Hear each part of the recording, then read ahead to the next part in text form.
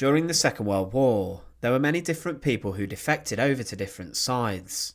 But following the end of the war, some of these in their homelands faced trials based on their treason. One man who switched sides from the Americans to the Nazis was Martin James Monti, and following the end of the conflict, he was sentenced to 25 years in prison for this. But what is the story behind the American pilot that defected to the Nazis to fight communists? Remember to support our channel, please make sure to subscribe.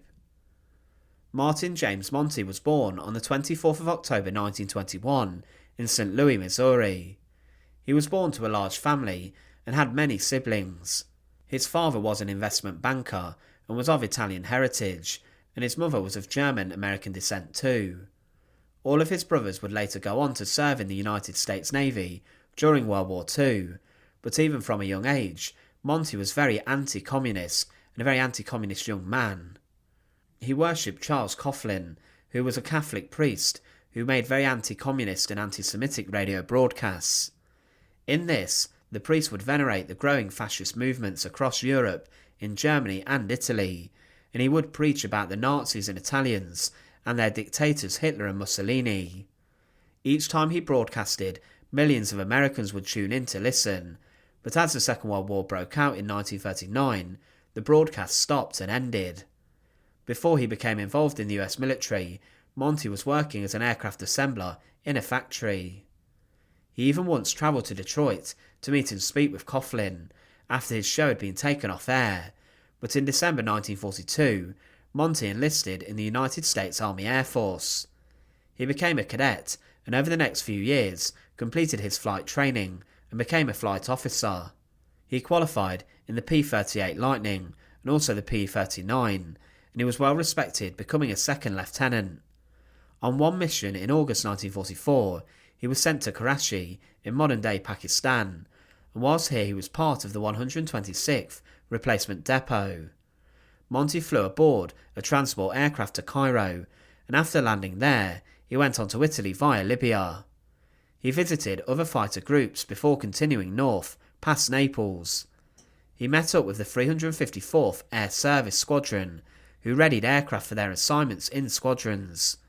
Whilst here, Monti noticed that an unarmed photograph recon version of the P-38 was being serviced and would require a test flight after it had been fixed and repaired. He suggested himself to do this, but during this flight he stole the aircraft and then flew on to Milan on the 13th of October 1944. After he landed the aircraft, he immediately surrendered to the German soldiers that apprehended him. It was unsure what to do with him, and he was treated as a prisoner of war, but he managed to persuade his captors that he was actually wishing to defect over to the Nazis. It's considered that his meeting with Coughlin could have inspired him to turn against the Americans and to become a member of the Nazi military.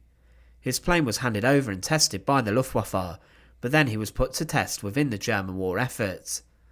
Monti was involved in propaganda and radio broadcasts and did a microphone test. He was involved in a radio show called the Round Table Conference, where he spouted political propaganda that was broadcast on Nazi state radio. He remained in Germany and went under a number of different names to ensure that if he was ever captured, he could possibly have avoided being killed or executed. Whilst continuing in radio, he met Mildred Gillars, who was known as Axis Sally, and she was a female radio broadcaster. She did not like him, and they came into conflict, with Gillars preferring to resign rather than work with Monti. She said that when he came into a Berlin studio, I just looked at him, turned around and walked out without speaking. She then said, "That man is a spy or a traitor, either he must go or I will." Now whilst being inside of Nazi Germany, Monti became a member of the Waffen-SS and became an Untersturmführer. He was involved in making a propaganda leaflet, which was handed out to Allied prisoners of war, but as the war turned against the Germans, he had to make a decision. Monti could either stay in Berlin or attempt to escape and somehow evade capture.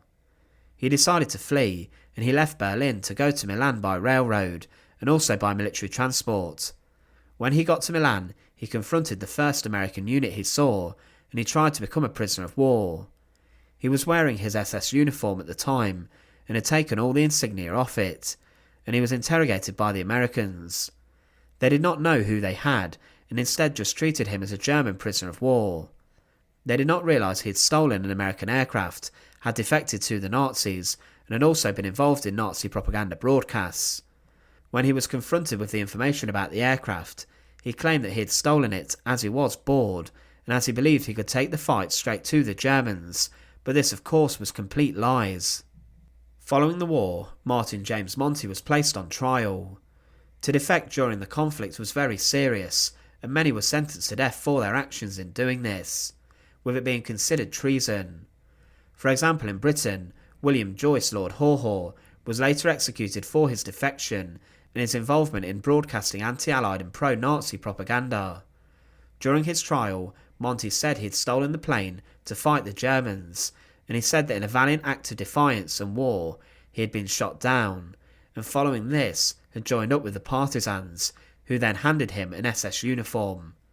What seemed like a rather far-fetched story today was widely believed at the time, and he was a convincing liar.